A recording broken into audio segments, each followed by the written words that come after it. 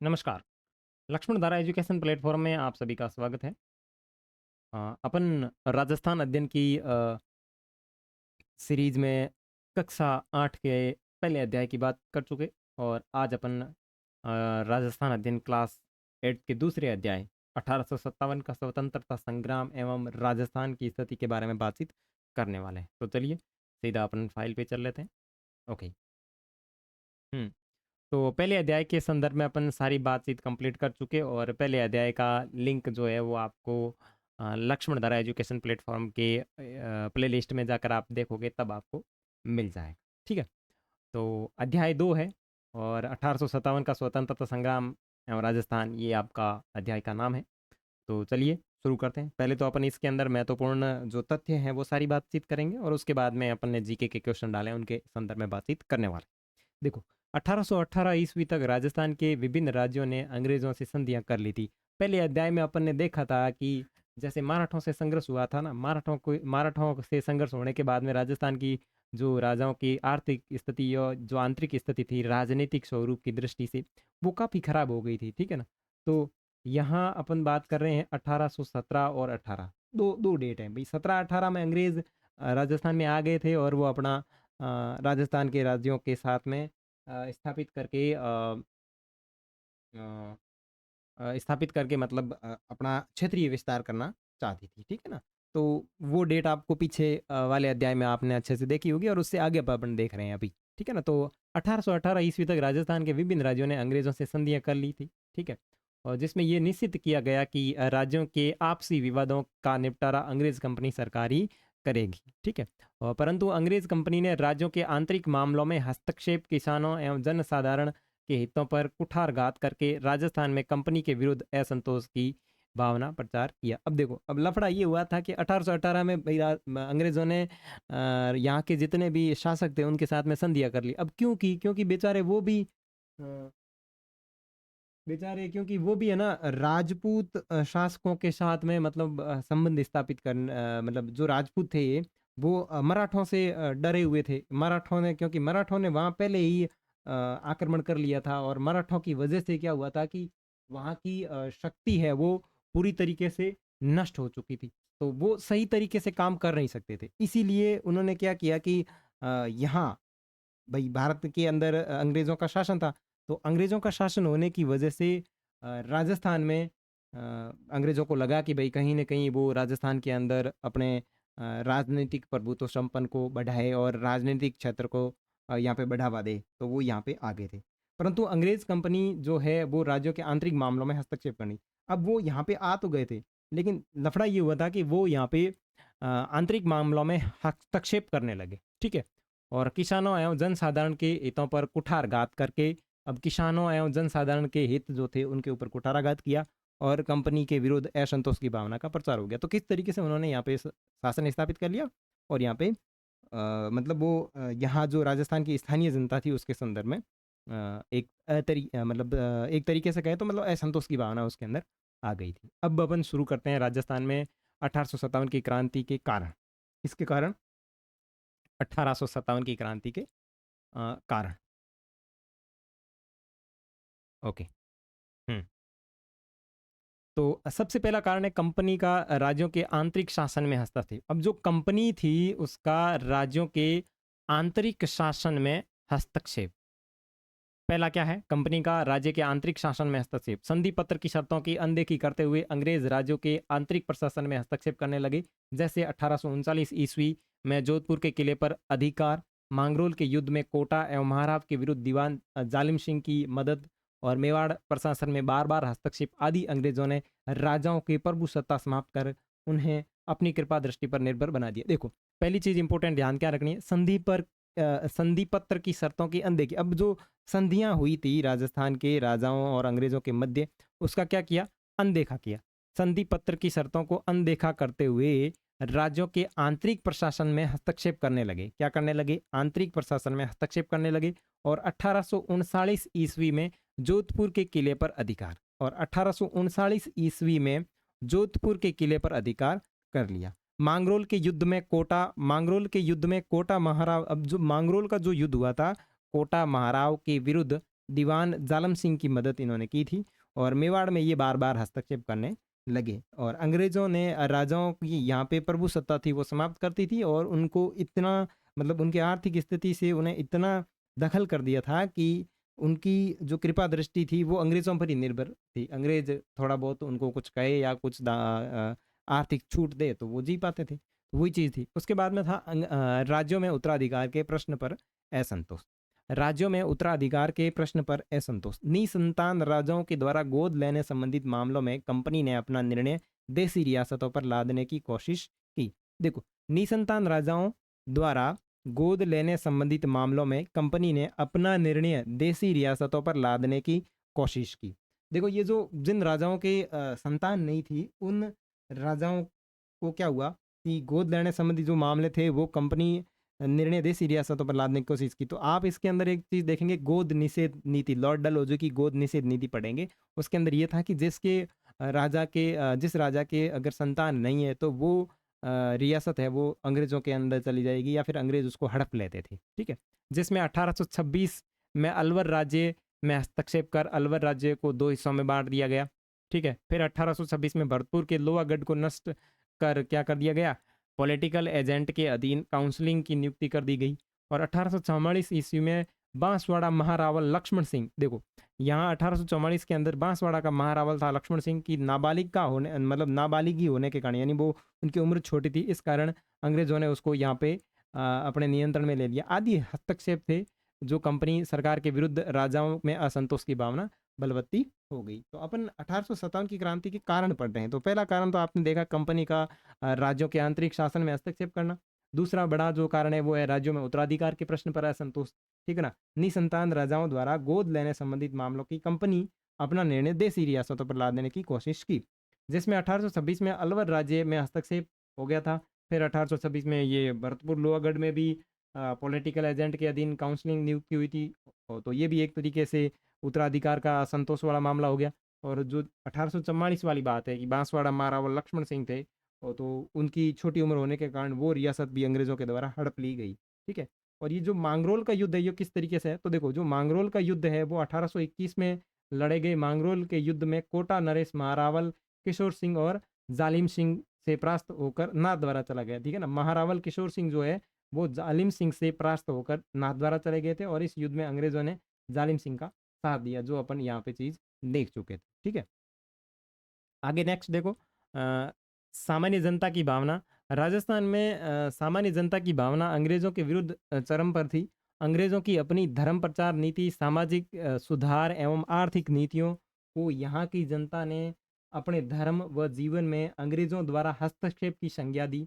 डूंगजी, जवाहरजी एवं लोटरी जाट द्वारा नसीराबाद की सैनिक छावनी को लूटना आम जनता में बहुत ही प्रसन्नता का कारण बना। देखो, राजस्थान के अंदर सामान्य जनता थी की भावना अंग्रेजों के विरुद्ध चरम थी। सब लोग अंग्रेजों से नफरत करते थे, ठीक है। और अंग्रेजों की अपनी धर्म प्रचार की नीति से यहाँ के जितने भी लोग थे या धर्म गुरु थे या जितने भी अपने धर्म के प्रति आस्था रखने वाले लोग थे वो उनसे थोड़े परेशान थे, क्योंकि वो जो अंग्रेज लोग थे वो अपने ईसाई धर्म का यहाँ पे प्रचार कर रहे थे। और डुंगजी और जवाहर जी और लोटजी जाट जो थे वो नसीराबाद की छावनी को लूटते हैं और किस तरीके से करते हैं, तो वो आपने स्टोरी देखी होगी। अगर नहीं देखी है तो अगली वाली क्लास के अंदर आ जाएगी, तो उसमें अपन अच्छे से देखेंगे। उसके बाद में राज्यों के आर्थिक मामलों में हस्तक्षेप। चौथा जो बड़ा प्रमुख कारण है वो है आर्थिक मामलों में हस्तक्षेप। अंग्रेज कंपनी ने राज्यों के साथ खिराज वसूलने की प्रथा द्वारा आर्थिक शोषण की नीति लागू की। अब खिराज क्या है? खिराज एक प्रकार का भू राजस्व कर है, भू राजस्व है, ठीक है ना, जो किसानों से वसूला जाता था। इसके अतिरिक्त राज्यों में शामिल शांति व्यवस्था के नाम पर धन वसूली की गई। उसके बाद में यहाँ अंग्रेजों ने क्या किया कि कहा कि भाई आपके राज्य के अंदर शांति व्यवस्था या फिर आपके राज्य के अंदर रियासत में शांति व्यवस्था कायम रहे, इसके लिए उन्होंने धन की बड़ी वसूली की। 1822 में मेरवाड़ा बटालियन की स्थापना की गई। 1822 में मेरवाड़ा बटालियन, 1834 में शेखावटी ब्रिगेड की स्थापना की गई और 1835 में जोधपुर लीजियन का गठन किया गया। और 1841 में मेवाड़ भील कोर की स्थापना कर कंपनी द्वारा इन सभी बटालियन के रख रखाव का खर्चा भी संबंधित राज्यों से वसूल लिया। तो उन्होंने क्या किया कि कुछ बटालियन यानी फौज की टुकड़ी का गठन किया, जैसे 1822 में मेरवाड़ा बटालियन, 1834 के अंदर शेखावटी ब्रिगेड का गठन और 1835 में जोधपुर लीजियन का गठन किया। और 1841 ईस्वी में मेवाड़ भील कोर की स्थापना कर कंपनी द्वारा इन सभी बटालियन के रख रखाव का खर्चा संबंधित राज्यों से वसूलना शुरू किया। ठीक है। पांचवा जो सबसे बड़ा कारण है सामंतों की मनोदशा। 1818 ईस्वी की संधियों के पूर्व तक शासक को मुख्यतः सामंतों पर ही निर्भर रहना पड़ता था। अतः संधि के पश्चात सामंतों पर उनकी निर्भरता प्राय समाप्त हो गई। सामंत अपनी दुखद स्थिति का उत्तरदायी मुख्यतः अंग्रेजों को ही मानते थे। अतः उनमें रोष बढ़ता गया। अहुआ, कोठारिया और सलूम्बर ठिकाने इसके उदाहरण हैं। सामंतों की क्या स्थिति होगी पता है? 1818 की संधियों से पूर्व शासक को मुख्यतः सामंतों पर निर्भर रहना पड़ता था। यानी जितना भी उनकी वो राजस्व वसूली है, जितना भी राजस्व में देखना करना, वो सारा काम होता था सामंतों का। लेकिन जैसे ही ये संधियां हुई तो सामंतों का पद समाप्त हो गया, वो बेरोजगार हो गए। तो संधि के पश्चात सामंत है वो उनकी निर्भरता जो थी वो बिल्कुल समाप्त हो गई, तो सामंत हो गए बेरोजगार। और बेरोजगार की स्थिति आपको पता ही है। तो सामंत अपनी दुखद स्थिति का उत्तरदायी जो है मुख्यतः अंग्रेजों को ही मानते थे कि भाई साहब अंग्रेजों ने ये सिस्टम शुरू किया और हमारी जॉब चली गई। तो उनका जो है वो रोष अलग से बढ़ गया। जैसे अहुआ, कोठारिया, सलूम्बर, ये ठिकाने कुछ इसके प्रमुख उदाहरण हैं। तात्कालिक कारणों की बात करें, दूसरा इसमें एक और चीज़ आता है कि 1857 की क्रांति के कुछ कारण तो थे, उसके साथ साथ में तत्कालिक कारण भी जोड़ दिए जाते हैं। जैसे भारत में 1857 ईस्वी की क्रांति का तात्कालिक कारण एनीफील्ड राइफल में प्रयुक्त कारतूसों में गाय व सूअर की चर्बी का प्रयोग किया जाता था, जिन्हें प्रयोग लेने से पहले मुंह से खोलना पड़ता था। तो देखो, तत्कालिक कारण ये माना जाता है कि 1857 की क्रांति के समय एक नई बंदूक लाई गई जिसका नाम था एनीफील्ड राइफल। ठीक है ना? क्या नाम था? एनीफील्ड राइफल।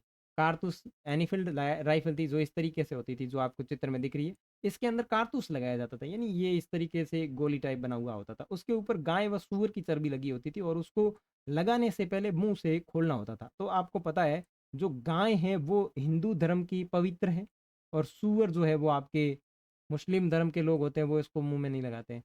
तो ये दोनों धर्म के लिए मतलब एक अपमान की चीज़ थी। तो लोगों ने, जो यहाँ पे सैनिक थी, जो सैनिक टुकड़ियाँ थी, इन्होंने इसका विरोध किया। तो ये एक प्रकार से तात्कालिक कारण रहा था। अब है 1857 की क्रांति का प्रारंभ। देखो, प्रारंभ में देखो, 1857 ईस्वी की क्रांति की शुरुआत सबसे पहले पूरे भारत में बात करें तो 10 मई 1857 को हुई थी। और कहाँ से हुई थी? मेरठ। कहाँ से हुई? मेरठ। 10 मई 1857 को कहाँ से हुई? 10 मई 1857 को हुई। इस समय मेवाड़ मेजर सॉवर्स, इस समय मेवाड़ में जो आपका पॉलिटिकल एजेंट था, ये मेवाड़ में कौन है पॉलिटिकल एजेंट, यानी पीए पॉलिटिकल एजेंट कौन है? मेवाड़ में मेजर सॉवर्स है। मारवाड़ में आपका मैकमोसन है। यहाँ पे कौन है? मेजर सॉवर्स। मारवाड़ में मैकमोसन। और जयपुर के अंदर कर्नल ईडन है। कर्नल ईडन पॉलिटिकल एजेंट नियुक्त थे। ये सभी राजस्थान के तात्कालिक एजीजी यानी agent to governor general George Patrick Lawrence के अधीन काम करते थे। कौन? पॉलिटिकल एजेंट मेवाड़ के मेजर सॉवर्स, मारवाड़ के पॉलिटिकल एजेंट मैकमोसन, जयपुर के पॉलिटिकल एजेंट कर्नल ईडन। ये तीनों लोग राजस्थान का एक एजेंट टू गवर्नर जनरल यानी एजीजी, यानी इनके ऊपर जो पावर, जो अधिकारी था, तो वो था AGG, agent to governor general. और इसके नीचे जो काम करते थे वो होते थे पॉलिटिकल एजेंट। ठीक है, तो ये तीनों इसके नीचे काम कर रहे थे। और यहाँ 1857 की जो क्रांति हुई थी, इस समय राजस्थान के अंदर 6 सैनिक छावनियां थी। किस तरीके से थी? सैनिक छावनियों को याद करने की जो ट्रिक है वो है नन्ही ए देब्या की खैर कोनी। क्या है? नन्ही ए देब्या की खैर कोनी। तो न से आपका बन गया नसीराबाद, तो मैं यहाँ पे साथ में लिख देता हूँ। न से नसीराबाद, फिर नी से आपका नीमच, और ए से आपका एरिनपुरा, और दे से आपका देवली, ब्या का मतलब ब्यावर हो गया, और खैर का मतलब हो गया खैरवाड़ा। खेरवाड़ा। ये थे 1857 की क्रांति के समय के 6 सैनिक छावनी। ठीक है ना? नसीराबाद जो आपके अजमेर में पड़ती है, नीमच जो आपके ग्वालियर में है, यानी इनका जो हेड क्वार्टर है या फिर मुख्यालय, तो नसीराबाद का मुख्यालय अजमेर में था। और यहाँ पे रेजिमेंट कार्य थी, या रेजिमेंट मतलब यहाँ पे सैनिक टुकड़ी जो कार्यरत थी, तो यहाँ पे थी 15वीं बंगाल नेटिव इन्फेंट्री। नसीराबाद, अजमेर इसका मुख्यालय है, और यहाँ पे जो रेजिमेंट कार्यरत थी वो थी 15वीं बंगाल नेटिव इन्फेंट्री। ठीक है, उसके बाद में नीमच, और नीमच का जो मुख्यालय है वो है ग्वालियर। नीमच का मुख्यालय कहाँ है? नीमच का मुख्यालय है ग्वालियर। मालवा मेवाड़ राजपूताना रेजिमेंट, और यहाँ पे जो रेजिमेंट कार्यरत थी वो थी मालवा मेवाड़ राजपूताना रेजिमेंट। ठीक है, उसके बाद में है एरिनपुरा। एरिनपुरा कहाँ है? पाली के अंदर है, इसका हेडक्वार्टर पाली में है। और यहाँ पे जो रेजिमेंट कार्यरत थी वो थी जोधपुर लीजियन। कौन सी थी?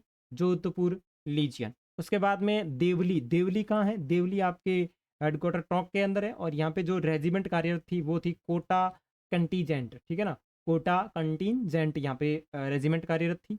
और ब्यावर जो आपके अजमेर के अंदर है, और यहाँ पे मेर रेजिमेंट कार्यरत थी।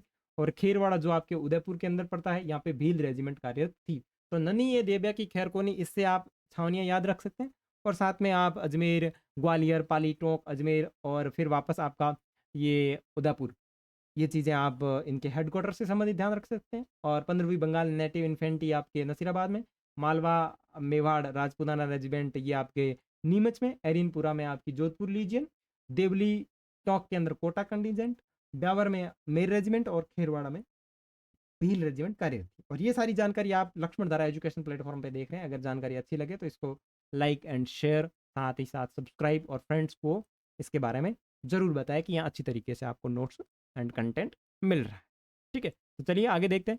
इन सैनिक छावनियों में 5,000 भारतीय सैनिकों के अतिरिक्त कोई भी यूरोपीय सैनिक नहीं था। अब दूसरी सबसे बड़ी विशेषता ये थी कि ये जितनी भी सैनिक छावनियाँ थी, इनके अंदर टोटल लगभग आंकड़ा देखें तो 5,000 के आसपास सैनिक थे, और इन 5,000 सैनिकों के अलावा कोई भी यूरोपीय सैनिक नहीं था। अतः एजीजी के लिए इन्हें नियंत्रण में रखना एक गंभीर चिंता का विषय बन गया था। क्यों बन गया? क्योंकि भाई साहब 5,000 सैनिक थे, अब वो पूरे ही पूरे अंग्रेजों के खिलाफ खड़े हो गए थे, क्योंकि इनके साथ में कोई यूरोपीय सैनिक तो था नहीं। तो ये वहाँ का जो एजीजी था कौन, जॉर्ज पैट्रिक लॉरेंस, उसके लिए काफ़ी खतरा बन गया। 19 मई 1857 ईस्वी को एजीजी लॉरेंस को मेरठ विद्रोह की सूचना मिली। अब मेरठ में विद्रोह कब होता है? 10 मई को होता है। 10 मई 1857 को विद्रोह होता है, ठीक है। और इसको सूचना कब मिल रही है? इसको राजस्थान वाले को सूचना मिल रही है 19 मई 1857 को। और इस समय ये कहाँ पे था? ये था आपकी माउंट आबू के अंदर।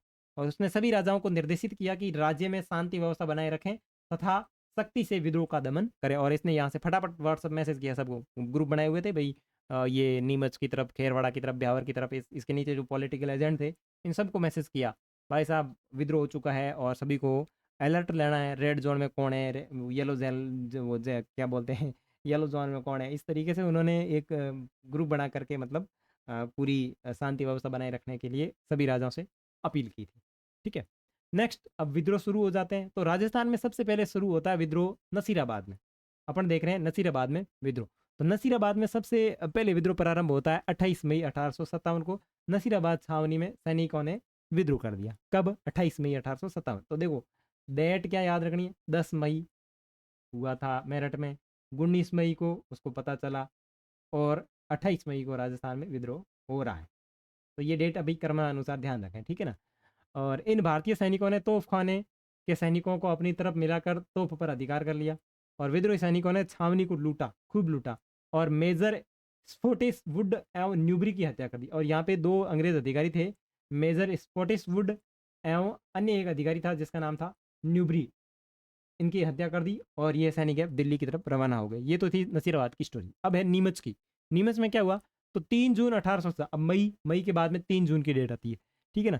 3 जून 1857 को नीमच छावनी में सैनिकों ने मोहम्मद अली बेग, 3 जून 1857 ईस्वी में नीमच छावनी में मोहम्मद अली बेग के नेतृत्व में, क्या नाम है, मोहम्मद अली बेग के नेतृत्व में विद्रोह कर शस्त्रागार में आग लगा दी। यहाँ पे विद्रोह किया और शस्त्रागार में आग लगा दी। नीमच छावनी के कप्तान मैकडोनाल्ड, ठीक है ना, मैकडोनाल्ड ने किले की रक्षा का प्रयास किया, परंतु किले में तैनात सैनिकों ने भी संघर्ष शुरू कर दिया। अब ये नीमच के अंदर ये हो तो रहा है, मोहम्मद अली बेग के नेतृत्व में विद्रोह शुरू हो गया, लेकिन यहाँ पे एक व्यक्ति था अंग्रेज अधिकारी जिसका नाम है मैकडोनाल्ड, ठीक है ना, मैकडोनाल्ड, ठीक है ना। ये यहाँ पे रक्षा का प्रयास करता है, लेकिन किले के अंदर जो अधिकारी थे, जो सेना की टुकड़ी थी, वो अपने राजस्थान के जो सैनिक थे उनके साथ में मिलकर के विद्रोह कर देती है। विद्रोही सैनिक चित्तौड़, हमीरगढ़, बनेड़ा में अंग्रेज बंगलों को लूटते हुए शाहपुरा पहुंचे। शाहपुरा के जागीरदार ने विद्रोही सैनिकों के लिए रसद की आपूर्ति की। अब ये विद्रोही सैनिक यहाँ से चित्तौड़, हमीरगढ़, बनेड़ा, अंग्रेजों के बंगले जो बने हुए थे उनको लूटते हुए शाहपुरा पहुंचे। शाहपुरा जो आपके भीलवाड़ा में पड़ता है, शाहपुरा पहुंचे, ठीक है। वर्तमान शाहपुरा भीलवाड़ा में है। ये उस टाइम कहाँ पड़ता होगा, शायद ये इसके आसपास ही है, कोटा, बूंदी, बारा, झालावाड़, इधर ही होगा, ठीक है ना। शाहपुरा के जागीरदार ने विद्रोह के सैनिकों के लिए रसद सामग्री की आपूर्ति की। नीमच में क्रांति की सूचना पाते ही सावर्स ने मेवाड़ की एक पलटन को क्रांतिकारियों को निकालने के लिए भेजा। अब सावर्स कौन है? मेवाड़ का वो है पॉलिटिकल एजेंट, ठीक है ना, मेजर सावर्स। मेजर सावर्स आपके मेवाड़ का पॉलिटिकल एजेंट है, यानी ये आपका पी है, तो इसकी जिम्मेदारी है यहाँ पे। तो इसने क्या कहा कि आप क्रांतिकारियों को निकालने के लिए एक सैनिक टुकड़ी भेज दी और स्वयं जो है वो नीमच की तरफ बढ़ गया। और सावर्स ने कोटा, बूंदी तथा मेवाड़ की सेनाओं की सहायता से नीमच पर पुनः अधिकार कर लिया। अब सावर्स ने क्या किया? कोटा, बूंदी तथा मेवाड़, इन तीनों की, कोटा, बूंदी तथा मेवाड़ की सेनाओं की सहायता से नीमच पर पुनः अधिकार कर लिया। तो ये जो इसमें सेना जो आ रही है अंग्रेजों की तरफ से, वो कुछ यूरोपीय सैनिक है और कुछ जो राजा जो थे उनके अधीन जो राजा थे उनके कुछ विश्वास पात्र जो सैनिक थे वो इस टुकड़ी में शामिल थे, नहीं तो बाकी जितने भी थे वो अपने यहाँ पे शामिल हुआ करते थे, ठीक है। उसके बाद में एरिनपुरा में विद्रोह। कहाँ पे विद्रोह? एरिनपुरा में विद्रोह। 21 अगस्त 1857 ईस्वी को एरिनपुरा में विद्रोह प्रारंभ हुआ। क्या है? 21 अगस्त 1857 को एरिनपुरा में विद्रोह प्रारंभ होता है। जोधपुर लीजियन ने मोती खां, जोधपुर लीजियन में कौन है? मोती खां, सूबेदार शीतल प्रसाद, सूबेदार कौन है? सूबेदार शीतल प्रसाद एवं तिलक राम के नेतृत्व में विद्रोह का बिगुल बजा दिया। वे क्रांति के नेताओं के आदेशानुसार चलो दिल्ली मारो फिरंगी के नारे लगाते हुए दिल्ली की ओर चल पड़े।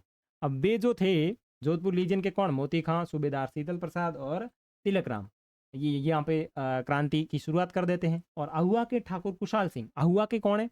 अहुआ के ठाकुर कुशाल सिंह भी इन सैनिकों के साथ में शामिल हो जाते हैं। और ये जो यहाँ एरिनपुरा में विद्रोह करने वाले सैनिक है, ये चलो दिल्ली मारो फिरंगी के नारे लगाते हुए यहाँ पे क्रांतिकारी जो थे आंदोलन कर रहे थे और अंग्रेजों को लूट कर मार रहे थे और आगे बढ़ रहे थे। और यहीं पे साथ में आ जाते हैं अहुआ के ठाकुर कुशाल सिंह। और अहुआ की स्टोरी भी देख लेते हैं।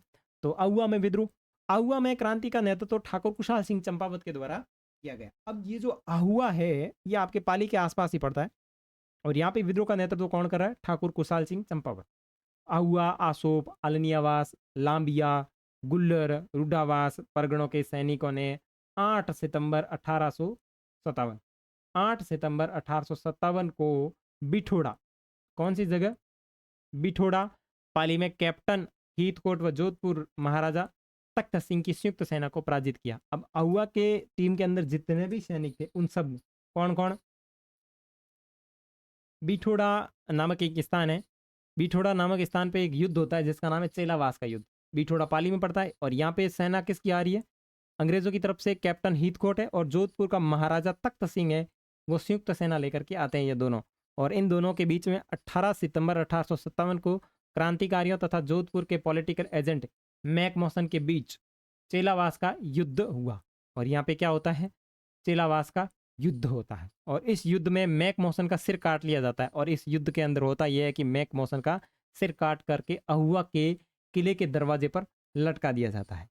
ब्रिगेडियर होम्स के नेतृत्व, अब फिर क्या होता है? ब्रिगेडियर होम्स के नेतृत्व में सेना ने जनवरी 1858 में अहुआ पर आक्रमण कर किले पर अधिकार कर लिया। और अहुआ की क्रांति को आज भी लोग होली आदि के लोकगीतों के माध्यम से कुछ इस तरह याद करते हैं कि ढोल बजे चंग बजे भलो बाजे बाकियो एजेंट को मारकर दरवाजे पर टांकियो। कितना शानदार गीत है कि ढोल बाजे संग बाजे भलो बाजे बाकियो एजेंट को मारकर दरवाजे पर टांगियो। तो ये इस तरीके से यहाँ पे एक वाक्य बनाया गया है इसको जब मैक मौसन को मार दिया था उस टाइम, ठीक है ना। तो इसमें थोड़ी आपको चीज़ें ध्यान रखनी है कि मैक मौसन, फिर आपका ये कैप्टन हीथकोट, जोधपुर के महाराजा तख्त सिंह और चेलावास का युद्ध, और ये अच्छे तरीके से फॉर्मेट में दिया हुआ है। तो आप एक दो बार पढ़ोगे तो आपके दिमाग में फिर भी अच्छे तरीके से सेट हो जाएगा, ठीक है। आगे देखो, अब एक कोटा में विद्रोह। कोटा में क्रांति की शुरुआत 15 अक्टूबर 1857 में होती है। कब होती है? 15 अक्टूबर 1857 में होती है और लाला जयदयाल व मेहराब अली खां के द्वारा की गई। राजस्थान में सबसे ज्यादा सुनिश्चित क्रांति कोटा में हुई। सुनियोजित और सुनिश्चित क्रांति कहाँ पे होती है? कोटा में। सुनियोजित और सुनिश्चित क्रांति, ये आप थोड़ी जो चीजें ध्यान रखना कि राजस्थान में सुनियोजित और सुनियंत्रित क्रांति कहाँ होती है? तो कोटा में होती है। क्योंकि कोटा के अंदर जो क्रांति होती है, यहाँ केवल सैनिक ही विद्रोह नहीं करते हैं, आम जनता जिसके अंदर मुस्लिम महिलाएं, मुस्लिम धर्म के लोग, हिंदू धर्म के लोग, महिलाएं, बच्चे, सारे इस क्रांति के अंदर शामिल होकर के अंग्रेजों के खिलाफ लड़ाई लड़ते हैं। तो इसलिए कहा जाता है कि राजस्थान की सुनियोजित और सुनियंत्रित जो क्रांति होती है वो आपके कोटा में होती है। विद्रोही सैनिकों ने कैप्टन बर्टन का सिर काट कर, अब यहाँ पे भी क्या हो गया, कैप्टन बर्टन था उसका सिर काट करके पूरे कोटा शहर में घुमाया, और कोटा के महाराव राम सिंह द्वितीय ये ज्यादा चपर चपर कर रहे थे तो इनको क्या कर दिया, वहां दुर्ग के अंदर कैद कर दिया। तो देखो कोटा के महाराव राम सिंह द्वितीय को क्रांतिकारियों के द्वारा कोटा दुर्ग में कैद कर दिया गया और उन्हें बंदी बना दिया गया। ठीक है, तो ये इस तरीके से राजस्थान के अंदर क्रांतियां कहाँ कहाँ किस तरीके से हुई, तो छोटी सी इन्फॉर्मेशन थी जो आपके 8वीं क्लास राजस्थान अध्ययन की बुक में दी हुई थी। अब है क्रांति का समापन। जून 1858 तक अंग्रेजों ने अधिकांश रियासतों पर पुनः अपना नियंत्रण स्थापित कर दिया। कब की बात है, जून 1858 ईस्वी तक पुनः पूरा पूरा क्या कर दिया, वापस इसके ऊपर नियंत्रण कर दिया। तात्या टोपे, कौन, तात्या टोपे, कोटा के क्रांतिकारी जयदयाल मेहराब खां, और इनको सबको फांसी के ऊपर चढ़ा दिया गया। ठीक है, और 1857 की क्रांति की असफलता, अब ये क्रांति तो समापन हो गई, क्रांति कब समाप्त होती है तो आपको डेट याद रखनी है, जून 1858 तक लगभग क्रांति पूरी तरह समाप्त हो जाती है। ठीक है ना, अब पूरी तरह समाप्त इसलिए हो जाती है क्योंकि जितनी भी रियासतें थी इस रियासतों के ऊपर नियंत्रण स्थापित कर दिया जाता है, किसके द्वारा, अंग्रेजों के द्वारा। 1857 ईस्वी की क्रांति की असफलता के कारण 1857 ईस्वी का स्वाधीनता आंदोलन राजस्थान में पूरी निष्ठा और जोश के साथ चला, परंतु निम्न कारणों से इसे अपेक्षित सफलता नहीं मिली। देखो 1857 की स्वाधीनता जो आंदोलन है वो पूरे राजस्थान में लोगों के अंदर तो था कि चलो ठीक है 1857 की क्रांति हो रही है, अपन अंग्रेजों के खिलाफ लड़ाई लड़ेंगे, परंतु ये लोगों के अंदर पूरे लोगों में तो बढ़ गया था, लेकिन इसको सही तरीके से नहीं चलाया गया, इस कारण ये इसको सफलता नहीं मिली। ठीक है, उसके बाद में है दूसरा कारण, अधिकांश राजा महाराजाओं द्वारा अंग्रेजों का भरपूर सहयोग प्रदान किया गया। अब यहाँ पे जितने भी स्थानीय राजा थे वो डफोड़ क्या कर रहे थे, सब अंग्रेजों का सहयोग कर रहे थे। किसका सहयोग कर रहे थे, ये कर रहे थे अंग्रेजों का सहयोग। और करना किसका चाहिए, आम जनता का सहयोग करना चाहिए, आम जनता का सहयोग करना चाहिए। ठीक है, और क्रांति के समय क्रांति समय से पूर्व प्रारंभ होगी, और क्रांति की जो निश्चित समय सारणी थी उससे पहले ही यहाँ पे प्रारंभ होगी, योजना के अनुसार शुरू नहीं हुई थी। क्रांति की शुरुआत कुछ सीमित स्थानों पर ही हुई, और क्रांति की जो शुरुआत है वो कुछ कुछ स्थानों पर हुई, अगर पूरे राजस्थान में होती एक साथ तो इसका कुछ अलग ही परिणाम होता। कोटा, नसीराबाद, भरतपुर, धौलपुर, टोंक आदि में विद्रोह अलग अलग समय पर शुरू हुए, तो ये भी एक बहुत बड़ा कारण है क्रांति असफलता का। राजस्थान के क्रांतिकारियों में परस्पर तालमेल नहीं था, और इनके पास जो साधन थे उनका अभाव था। अब राजस्थान के जितने भी क्रांतिकारी थे इनके पास कोई सही तरीके से तालमेल नहीं था, और इतने कोई अत्याधुनिक साधन भी नहीं थे। कुशल एवं संगठित नेतृत्व का अभाव था। बिल्कुल, राजस्थान में हर जहाँ जिसका मन हुआ वो वहाँ क्रांति कर देता था, ऐसा कोई एक संगठित नेतृत्व नहीं था। मारवाड़, मेवाड़ व जयपुर आदि शासकों ने तात्या टोपे का सहयोग नहीं किया। अब मारवाड़, मेवाड़, जयपुर आदि के जो शासक थे उन्होंने तात्या टोपे का सहयोग नहीं किया, क्योंकि तात्या टोपे अंग्रेजों के लिए काफ़ी खतरा बने हुए थे, और वो अंग्रेजों से हमेशा लोहा लेते रहते थे। ठीक है ना, 1857 की क्रांति के दौरान उन्होंने अंग्रेजों की बहुत बैंड बजाई थी। ठीक है ना, उसके बाद में 1857 की क्रांति के परिणाम, राजस्थान के शासकों ने क्रांति के प्रवाह को रोकने के लिए पर्याप्त प्रयास किए। ब्रिटिश सरकार ने राजाओं को अंग्रेजी शिक्षा देना प्रारंभ किया, यही नहीं पुरस्कार देना व उपाधियां देना भी शुरू कर दी। तो ये इन लोगों को यहाँ पे लॉलीपॉप पकड़ाया जा रहा है। ठीक है, सामंतों ने अंग्रेजों के विरुद्ध संघर्ष किया था, इसलिए क्रांति की समाप्ति के पश्चात अंग्रेजों ने सामंत वर्ग की शक्ति को समाप्त करने की नीति अपनाई। अंग्रेजी शिक्षा पद्धति का विस्तार किया गया ताकि नौकरशाही में अंग्रेजी शिक्षा प्राप्त अनुभवी एवं स्वामी भक्त व्यक्तियों की भर्ती की जा सके। अंग्रेजों ने अपने सैनिक एवं व्यापारिक हितों की पूर्ति के लिए यातायात के साधनों का विकास किया। ठीक है ना, और 1857 की क्रांति भले ही उद्देश्य का अपने उद्देश्यों को प्राप्त नहीं कर सकी हो, परंतु इससे ब्रिटिश साम्राज्यवाद की जड़ों को हिलाकर रख दिया था। तो अंग्रेजों को पता चल गया था कि आने वाले समय में अपने यहाँ से बैंड बजने वाली है, इसलिए उनको ये अनुमान हो गया था कि 1857 की क्रांति कितनी उग्र थी, लेकिन उसको बाद में मई 1858 तक इसको पूरी तरीके से मतलब कंट्रोल में, मई जून तक कंट्रोल में ले लिया था। ठीक है, और ये क्रांति आगे की पीढ़ियों के लिए प्रेरणा स्रोत बनी, जो 1947 में भारत की आज़ादी के लिए महत्वपूर्ण सोपान सिद्ध हुई थी। अब अपन इसके अंदर जो महत्वपूर्ण अभ्यास प्रश्न बनते हैं उनकी बातचीत कर लेते हैं। तो सबसे पहले देखें, एक एक करके देख लेते हैं फटाफट इनको भी। कंपनी के आंतरिक शासन में हस्तक्षेप करते हुए जोधपुर पर अधिकार कब किया, तो जोधपुर पर कंपनी ने कब अधिकार किया, तो ये किया था 1839 ईस्वी में। मांगरोल का युद्ध कब हुआ, कोटा के महाराव महारावल और जालिम सिंह के मध्य हुआ था ये युद्ध, और इसमें जालिम सिंह का सपोर्ट किया था अंग्रेजों ने। मांगरोल की युद्ध में जालिम सिंह की सहायता किसने की? तो ये की थी अंग्रेजों ने। बांसवाड़ा के महारावल लक्ष्मण सिंह को नाबालिग या फिर नाबालिग बनाते हुए कब अंग्रेजों ने बांसवाड़ा पर अधिकार कर लिया था? तो 1844 ईस्वी में। अंग्रेजों ने अलवर पर अधिकार कर अलवर को दो भागों में कब विभाजित कर दिया? तो 1826 ईस्वी में। किसने नसीराबाद की सैनिक छावनी को लूटा? तो डूंग जी, जवाहर जी और लोटू जाट ने इसको लूटा था। मेरवाड़ा बटालियन की स्थापना कब की गई? तो 1822 के अंदर की गई। शेखावटी ब्रिगेड की स्थापना कब की गई थी? 1834 में की गई थी। और जोधपुर लीजियन का गठन कब किया गया? तो 1835 के अंदर इसका गठन किया गया था। मेवाड़ भील कोर की स्थापना कब की गई? तो 1841 के अंदर मेवाड़ भील कोर की स्थापना की गई। कंपनी इन सभी बटालियन का रख रखाव से संबंधित खर्च किससे वसूला करती थी? तो संबंधित राज्य से वसूला करती थी। भारत में 1857 की क्रांति की शुरुआत कहाँ हुई? तो 10 मई 1857 को मेरठ से इसकी शुरुआत होती है। 1857 के समय मेवाड़ के पॉलिटिकल एजेंट कौन थे? तो मेजर सावर्स जो थे वो मेवाड़ यानी जोधपुर वाले क्षेत्र के पॉलिटिकल एजेंट थे। 1857 के समय मारवाड़ के पॉलिटिकल एजेंट कौन थे? यानी मेवाड़ जो आपके जो उदयपुर वाला इलाका जो है उसका मेजर सावर था। ठीक है। और ये जो मारवाड़ का जो इलाका है यानी जोधपुर का, इसका पॉलिटिकल एजेंट था आपका मैक मौसन। और 1857 के समय जयपुर का पॉलिटिकल एजेंट था कर्नल ईडन। और 1857 के समय राजस्थान के एजीजी यानी एजेंट टू गवर्नर जनरल जो था वो था जॉर्ज पैट्रिक लॉरेंस। और 1857 की क्रांति के समय राजस्थान में कितनी सैनिक छावनियाँ थी? तो 6 सैनिक छावनियाँ थी, और जो ट्रिक मैं आपको ऊपर बता चुका। राजस्थान की सभी सैनिक छावनियों में भारतीय सैनिक कितने थे? बिल्कुल 5000 भारतीय सैनिक थे, और यूरोपीय सैनिक एक भी नहीं था, जिसके कारण एजीजी को ये डर सताने लगा कि अपन इस पूरे विद्रोह को किस तरीके से समाप्त करेंगे। मेरठ विद्रोह की सूचना लॉरेंस को कब मिली? तो पैट्रिक लॉरेंस को मेरठ विद्रोह की सूचना मिल गई थी 19 मई 1857 को मिल गई थी, और उस समय ये कहाँ पे था? माउंट आबू के अंदर था।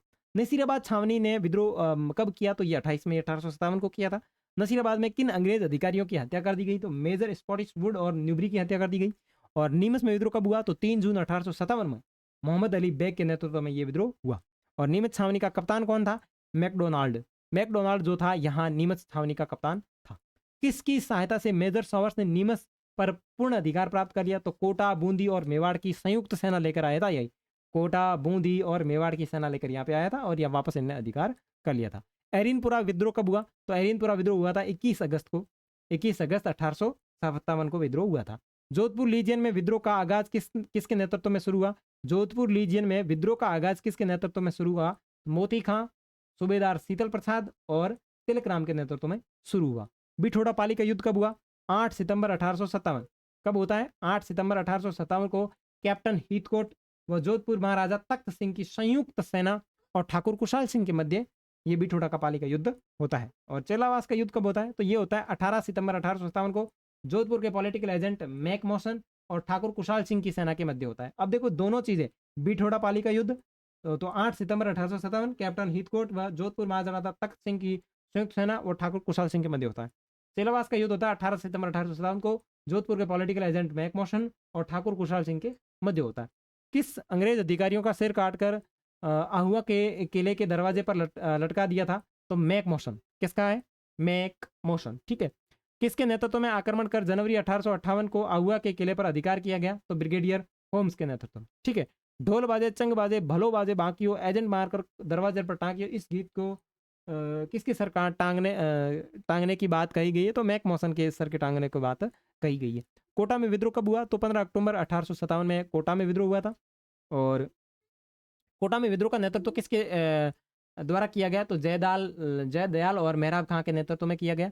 राजस्थान में सबसे ज्यादा सुनियोजित और सुनियंत्रित जो क्रांति है वो कहाँ होती है? तो कोटा के अंदर होती है। कहाँ के विद्रोहियों क्रांतिकारियों ने कैप्टन बर्टन का सिर काटकर शहर में घुमाया? तो कोटा के अंदर। कोटा विद्रोह के समय कोटा के शासक थे महारावल राम सिंह द्वितीय, यहाँ के शासक थे। अंग्रेजों ने दोबारा सभी रियासतों पर अपना नियंत्रण कब स्थापित किया? तो किया था जून 1858 में। ठीक है। तो ये तो थे इसके अंदर से बने हुए कुछ इंपॉर्टेंट प्रश्न। ठीक है। अब अपन मैंने इसके अंदर वो प्रश्न भी डाले हैं जो अपने अभ्यास प्रश्न के जो पुस्तक के पीछे आते हैं ना, जैसे ही अध्याय खत्म होता है वो भी डाले, क्योंकि इनमें जो अति लघुतरात्मक और लघुतरात्मक जो प्रश्न होते हैं वो अपने आरएस मेंस में या फिर वो लिखने वाले जो राइटिंग वाले जो होते हैं उसमें काफ़ी इंपॉर्टेंट होते हैं, तो आप इनको समझ सकते हैं। और इन सब की चर्चा अपन ऑलरेडी कर चुके हैं। तो मिलेंगे अपन तीसरे अध्याय में। तीसरा अध्याय अभी तक पूरा मैंने बनाया नहीं है, तो मिलेंगे तीसरे अध्याय में। तब तक के लिए बाय बाय, जय हिंद, जय भारत।